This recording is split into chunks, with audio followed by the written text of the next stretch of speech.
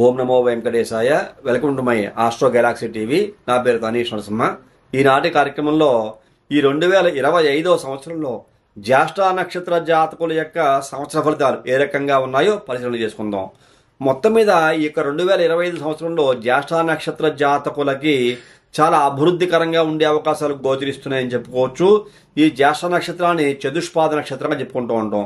అంటే 1, 2, 3, 4 పాదాలు వృశ్చిక రాశిలో ఉంటాయి కాబట్టి దీనిని చతుష్పాద నక్షత్రంగా చెప్పుకుంటూ ఉంటాం. వృత్తి విజయాలు సాధించే అవకాశం కనపడుతోంది. మీరు ఎలాంటి వృత్తిలో ఉన్నా సరే విజయం మిమ్మల్ని వరిస్తుంది. ఎలాంటి ఉద్యోగంలో ఉన్నా సరే అభివృద్ధి మీకు కనపడుతూ ఉంటుంది. కాబట్టి ఇది చాలా గొప్ప విషయంగా చెప్పుకోవాలి. ప్రతి పని యందు కూడా విజయాన్ని సాధించే అవకాశము ఈ యొక్క జ్యేష్ఠ నక్షత్ర జాతక వరకు ఉండబోతుందని చెప్పుకోవచ్చు. ఆకస్మిక ధనలాభం ఉంటుంది. ఉద్యోగం చేస్తున్నారు, వ్యాపారం చేస్తున్నారు, అధికమైన లాభాలు వ్యాపారంలో వస్తాయని ఊహించుకోరు. ఉద్యోగంలో ఇంక్రిమెంట్లు, బోనస్లు, అలాగే జీతం పెరుగుతుందని అనుకోరు. అలా మీకు తెలియకుండా మీకు ఆకస్మిక ధనలాభం ఉండే అవకాశం కనబడుతున్నది. ఇతరులకి కూడా సహాయ సహకారాలు చేయడంలో ముందడుగులో ఉంటారు, వరుసలో ఉంటారు. దానివల్ల కూడా మీకు చాలా మేలు కలిగే అవకాశం ఈ యొక్క జ్యేష్ఠ నక్షత్ర జాతకులు కనబడుతూ ఉన్నది. అలాగే ధనధాన్యాభివృద్ధి చాలా పుష్కలంగా ఉన్న కారణం చేత సుఖవంతమైన సంతోషకరమైన జీవితాన్ని 2025 సంవత్సరంలో ఈ యొక్క జ్యేష్ఠ నక్షత్ర జాతకులు పొందబోతున్నారని చెప్పుకోవచ్చు. విద్యార్థులు కూడా చాలా విజయాన్ని సాధిస్తారు. ఎలాంటి టెన్షన్స్ ఉండవు. చదువుకునే విద్యార్థుల యొక్క భవిష్యత్తు కూడా చాలా అద్భుతంగా రాణించే అవకాశాలు కనపడుతున్నాయి. గృహంలో జరిగేటువంటి మార్పులు మీకు చాలా సంతృప్తినిస్తూ ఉంటాయి.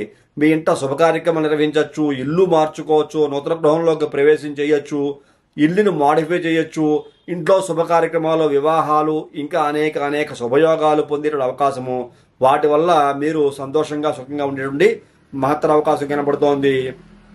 ముఖ్యంగా ఈ యొక్క జ్యేష్ఠ నక్షత్ర జాతకులు చాలా అమితమైన ఆనందకరమైన సంతోషం ఏంటంటే చాలా కాలంగా కలవని మిత్రులను కలుస్తుంటారు. ఈ యొక్క సంవత్సరము చాలా కాలంగా మనం మిత్రులను కలవలేదు, స్నేహితులను కలిసి చాలా సంవత్సరాలు అయిపోయింది, వాళ్ళు కలిస్తే బాగుండు అని మీరు అనుకుంటారు. అనుకున్న తడువుగా ఆ మిత్రులను కలిసేటువంటి అవకాశం మీకు వస్తుంది.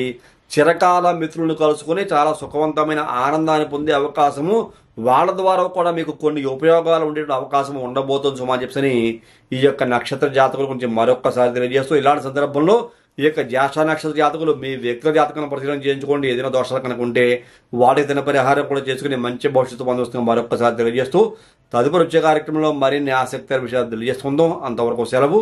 నమస్కారం.